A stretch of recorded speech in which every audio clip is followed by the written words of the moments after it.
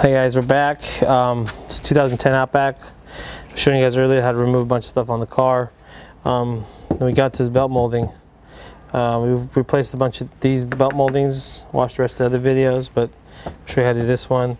The mirror has to be off in order to do this.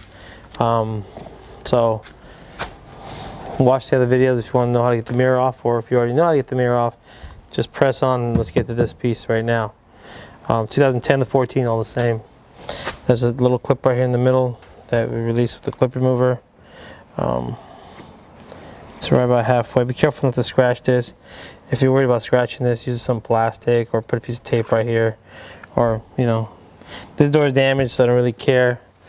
There's damage over here. So, I'll show you guys how to do it.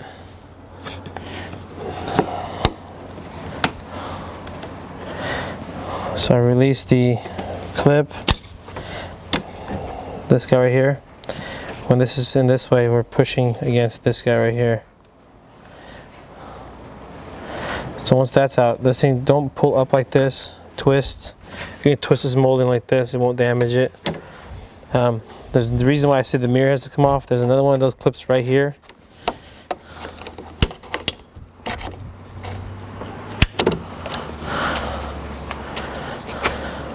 Right here,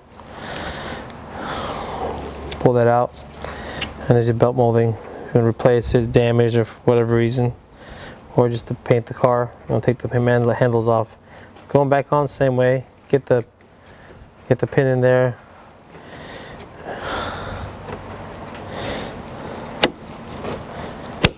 Very simple. You can't go wrong. That's really all you have to do.